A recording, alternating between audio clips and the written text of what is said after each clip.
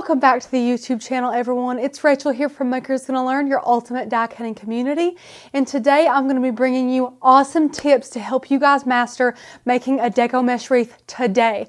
I love these tips because you guys know that I do a lot of testing and comparing, and I compile tips based on a lot of different things. And today I've got a list of some really awesome hacks and tips to really allow you guys to have the best success with Deco Mesh Wreaths ever. So I really want you guys to take these all into account. Maybe you're already doing these, maybe you haven't.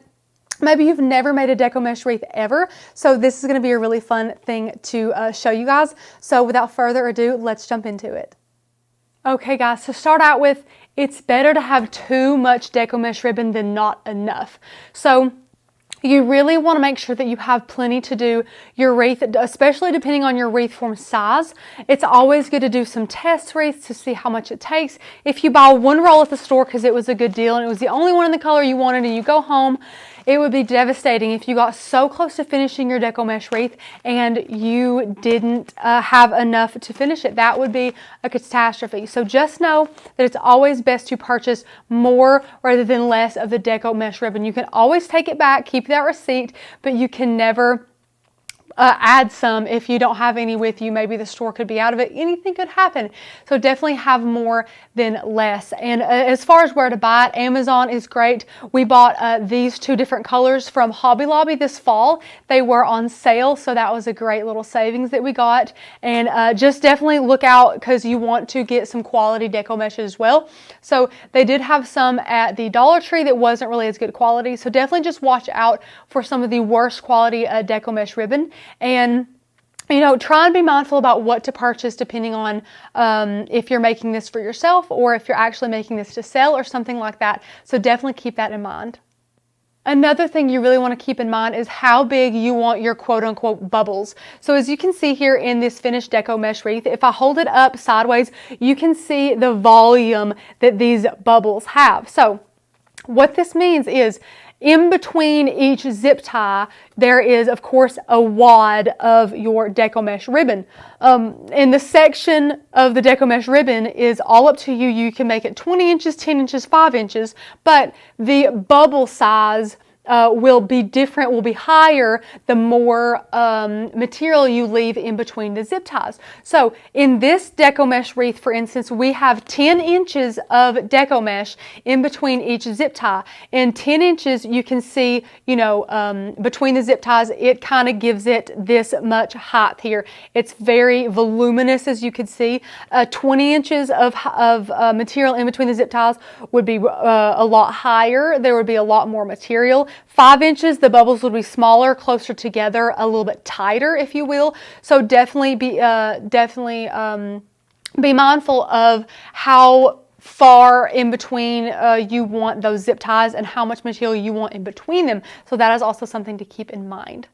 Also guys, when you're first starting out and you have never made a Deco Mesh Wreath before and you're wanting to just kind of learn, don't put too much money into the supplies. And I don't just mean for the simple Deco Mesh Wreath. If you're buying a lot of things, a lot of different ribbons and bows and things like that to finish it off, just be wary and be careful that when everyone is starting anything new, you can make some mistakes. So be mindful and maybe don't purchase, the $20 bow or the $15 ribbon or the $25 Deco Mesh ribbon if you're just starting out. Definitely go a little bit cheaper as you're starting out. But really, guys, overall, these do not take a lot of money to create.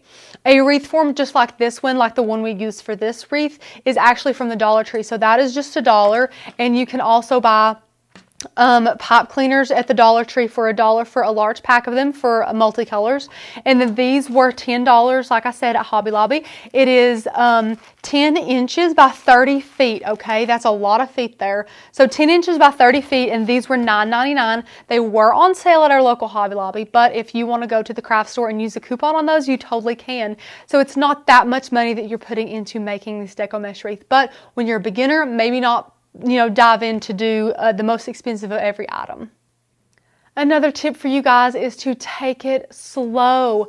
Making these Deco Mesh wreaths cannot be rushed. It is not something that a rush job looks good through. It is very simple to create one. There's a lot of repetitive motion in making these. In another video, I said it's much like crochet. Once you get that knitting and crocheting, your movement down, it's kind of like muscle memory. It's very easy. It's like riding a bike. If you stopped making these for a year and went back to make one, you would know exactly how. The process is very simple. It just might look a little intimidating, but definitely take it slow. You don't want to rush these. It's definitely something that would be great to make while dinner's in the oven, or while you're listening to some music or watching a show on the television, things like that. So definitely take it slow. Slow and steady wins the Deco Mesh wreath race.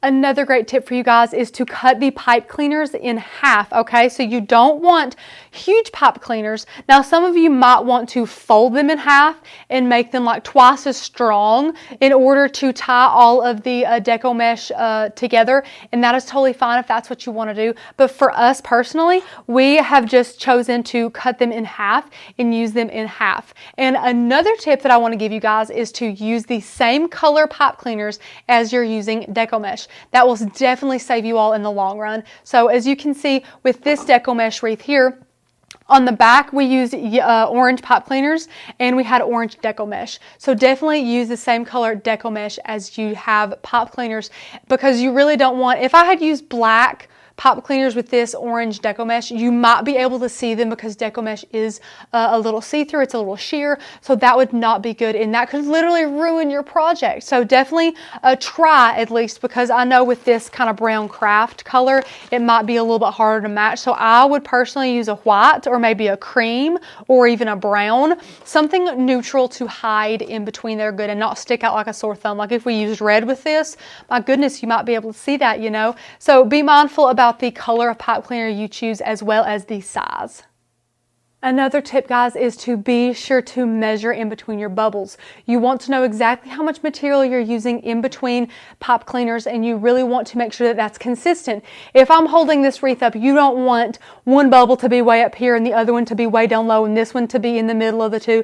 You want them all relatively to be a good uniform size. So as you can see, there's some that are just a little bit higher than others, and that has to do with a lot of different factors, not errors in measuring, but always measure in between your material, in between one pipe cleaner to the other, and that could be any measurement that you wanted. As I stated earlier in the video, if you wanted really, really big bubbles, you could do 20 inches in between each pipe cleaner.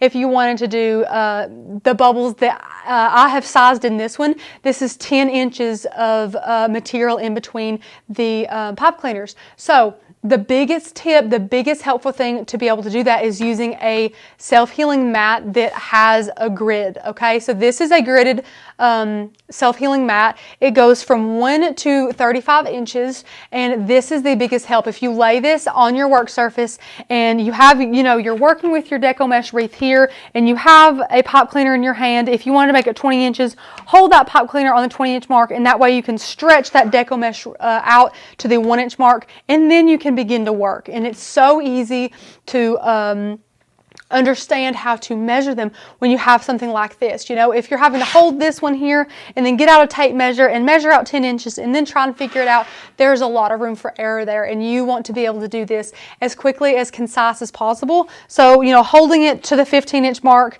where your pipe cleaner is, and then stretching out your Deco Mesh to that 1-inch mark, and then pulling it and, working with it that way is a very, very foolproof way to make sure that you'll get the same amount of inches every time, because you do want to be consistent. Okay guys, another tip I have for you guys is to, once you're done with your Deco Mesh wreath, flip it over and you can see all of these zip ties here. So the tip I have is, after you are done, to go through here and even out all the zip ties. So that will help your bubbles be more even and everything as well. Because there are little wires here in between some sections on the wreath, it will kind of section that off. But if you go in there and you want 2 finger lengths in between each pipe cleaner, going in there and making sure there's 2 finger lengths in between those will really, really help you to be able to have a nice, even, fluffy Deco Mesh wreath. So that is very, very good. And Another tip I have for you guys is to twist the Deco Mesh as you're adding down your pipe cleaner. So I'll demonstrate that for you guys as well. So here is just a wreath form here, and here is some extra Deco Mesh. So what I mean by that is, let's say we already have a, one that's over here already done here. Okay, so we're going to be working here. So here is our here's the middle. Okay, here is where we're wanting to zip tie down. So the trick to do this is, and I'll bring the camera a little bit closer for you all. The trick here, when you have your material right where you want it, and let's just say this is the 10-inch mark, we're making a 10-inch bubble. What you'll do is you'll take this material, you'll take that 10-inch mark, and you're just going to twist it. And by twisting it and laying it down, that is going to help you tremendously whenever you add that zip tie. So here's your zip tie here. You're just going to add your zip tie down, turn it over, and then twist. And where you've twisted that Deco Mesh, what happens is it makes it so much easier for that to stay right where it needs to stay, how you've twisted it, because sometimes the Deco Mesh wants to, come up and under here and get in the way of your zip tie. And by twisting it in the middle of it, or excuse me, by twisting it before you add your pipe cleaner, it really ensures that you're going to have a nice finished look on the front and the back. Well guys, what did you all think about those awesome tips and tricks for making Deco Mesh wreaths? I hope you are that much more confident to make your own flawlessly with all these tips and tricks. Now I know I didn't make a Deco Mesh wreath in this video, and that's because that is a whole other video for you guys. It's perfect for beginners, and it's perfect for anybody who wants to make a better Deco Mesh wreath. Click the link in the description below to see that video now. I hope that you guys enjoyed today's video. Leave us a comment if you have any questions. Give us a like, and especially remember to ring that bell and get notified for all these awesome videos coming out. If you haven't already subscribed to makersgonnalearn.com, you are missing out. If you have a die cutting machine that works with SVG and PNG cut files, you will love our over 1,400 cut files, over 250 fonts, free commercial licensing, printable guides, members-only Facebook groups, and so much more. I hope you all enjoyed this video, and as always, stay crafty.